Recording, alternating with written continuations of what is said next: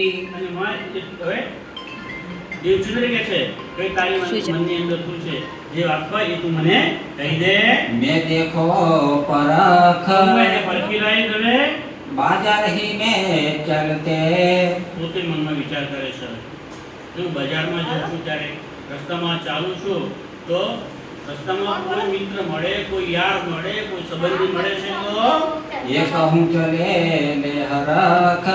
કોઈ હરખ લઈને જાય છે મને મળે છે તો એ પણ મારી અંદર મારા પરમધામના રસ્તામાં બાધક બને છે કારણ કે હું ચિંતન કરું છું ચાલતા ચાલતા પણ એ પરમધામની વાતોને યાદ કરું છું અને પેલો જો મને વ્યક્તિ સામે મળશે તે પૂછે કેમ છો ભાઈ મજામાં ઘરના કેવા છે શું છે તબિયત પૂછે આ પૂછે તો એટલી ક્ષણ માટે પણ મારું પરમાત્મા પ્રત્યેનું ધ્યાન હટી જશે परख ऐसी करे मन की અને આવી પોતાના મનની પરીક્ષાઓ કરે છે खीजे बहु वचन અને ખૂબ જ ખીજાય છે પોતાના મન ઉપર પોતાના તન ઉપર ખીજાય છે अधहु रही सरीखी રસ્તામાં જુએ છે જાણી જોઈને મીઠાઈઓની દુકાન હોય ફરસાણની દુકાન હોય એની આગળથી પસાર થાય છે અને પોતાના મનની પરીક્ષા કરે છે કે આ ફરસાણની દુકાનની અંદર ખમણ છે ઢોકળા છે બધી વસ્તુઓ છે મીઠાઈ છે રસગુલ્લા છે પેંડા છે તો જોવે છે કે મારું મન લલચાય છે ખાવા માટે અને જો એમ થાય તો હે ચંડાળ મન હજુ સુધી તું ધરાવ્યું નથી આ માયાનું હજુ તને હોશ છે કે જે માયા તને પરમધામ જતા રોકી રહી છે તો એને તું દૂર કરી દે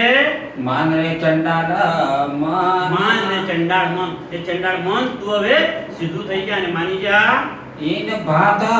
अंग को અને આ પ્રમાણે એ પોતાના શરીરને देत कसोटी जोर ખૂબ કસોટી પર મૂકી દે છે अरज करते अंग की અને પોતાના અંગ માટે અરજી કરે છે चित न हुआ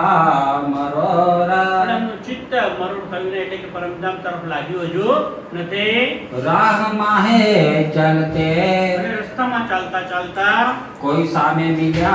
यार કોઈ યાર એટલે કે મિત્ર એમને સામે મળે છે तो मुंह फिराय के चले તો શું કરે છે એમનાથી મોઢું ફેરવી લે છે બાજુમાં સંતાઈ જશે તો મિત્ર રસ્તામાંથી જતો રહે ને પછી ત્યાંથી આગળ જાવ કારણ કે એ મળશે મને વાતો કરાવશે અને વાતો કોની કરશે સંસારની વાતો કરશે માયાની વાતો કરશે અને એટલો સમય હું મારા પરમાત્માથી દૂર થઈ જઈશ जिन बीच पड़े पर्वत दिगारा પરવર્તી એટલે પરમાત્મા અને હું મારી વચ્ચે મારે અને મારા ધણી વચ્ચે વિક્ષેપ પાડી દેશે तब श्री धामा मुंह आगे ત્યારે એમને એ પરમધામ એમની સામે હિરવલ્યા ગિરદ આટલી કસોટી થઈ ત્યારે એમને એટલે પરમધામ એટલે કે પરમધામના કેન્દ્રમાં જે રંગમેળ છે એના દર્શન થયા अपना आपा देखिया अपना आपा દેખ્યા એટલે કે પોતાની આત્મા અહીંયા છે પણ પર આત્મ જે રાજી મહારાજના ચરણોમાં બિરાજમાન છે એને પણ એમણે જોઈ લીધી આટલા એના દર્શન થયા રંગમેળના દર્શન થયા અને પોતાની આત્મ ની પરાત્મ જે બેઠી છે એને પણ એમણે જોઈ લીધી किया आकार को रद ત્યારે એમ જાણે કે અમારા આકાર શરીરનું કંઈ કામ જ નથી એને રદ ગણે છે तब बाजबाई आए के આટલી કસોટી શરીરની કરે છે એટલે શરીર તો બિલકુલ હાડપિંજર થઈ ગયું છે માંસનો લુચ્ચો દેખાતો જ નથી શરીર ઉપર અને એટલે આવી એમની કપોડી હાલત જુએ છે ત્યારે વાલભાઈ કોણ છે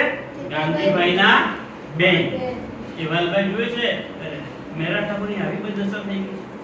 તો એ જઈ અને દેવચંદ્રજીને વિનંતી કરે છે कहे आगे श्री देवचंद्र जी આ વાલભાઈ આવી અને દેવચંદ્રજી આગળ વાત કરે છે श्री महाराज के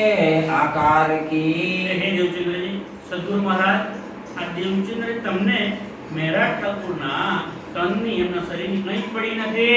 अरज आए करी વાલભાઈ અરજી કરે एक भाई पहले चढ़िया કે હે સદગુરુજી તમને ખબર તો છે કે એમના એક ભાઈ મોટા ભાઈ કોણ હતો મોટા ભાઈ ગોવર્ધન ઠાકોર એ પહેલા પરમધામ સીધાવી ગયા છે આગે ચલ્યા એટલે એક ભાઈ તો પરમધામ જઈ ચૂક્યા છે अब यह हुआ तैयार બીજા ભાઈ મહારાજ છે એ પણ એ જ રસ્તે પરમધામ જવા માટે તૈયાર થઈ ગયા છે तुम क्यों ना कहत हो તો તમે શા માટે ચિંતા કરતા નથી અને તમે એમને કઈ શિખામણ કેમ આપતા નથી? डर नहीं लगता लगार શું તમને એમના શરીરનું કોઈ પણ ચિંતા નથી કે ડર નથી? तब श्री देवचंद्र जी ત્યારે દેવચંદ્રીઓ કહે છે, सवाल किया महाराज મહારાજને પાસે બોલાવી અને એમને પ્રશ્ન કરે છે, क्या है तेरे दिल "હે में મહારાજ, મને સાચું સાચું કહી દે કે તારા દિલની અંદર શું છે? सो मुझे कहो आज તો શું એ મને આજે જણાવી દે કે તારા દિલની અંદર શું ચાલી રહ્યું છે?" આવો પ્રશ્ન કોઈ એને કરેલો આગળ શું વિતકમાં? કોણ કરેલો? યાદ છે કોઈને? ભુજનગરમાં હરદાસજીએ દેવચંદ્રજીને કર્યો. કેમ કે દેવચંદ્રજી સવારે વહેલા 3 વાગ્યાના આવી અને એમના ઘરની પરિક્રમા કરતા હતા, પ્રદક્ષિણા કરતા હતા. એકવાર પૂછ્યું કે તો ભૂલથી આવી ગયું સવાર થઈ કેમ માનીને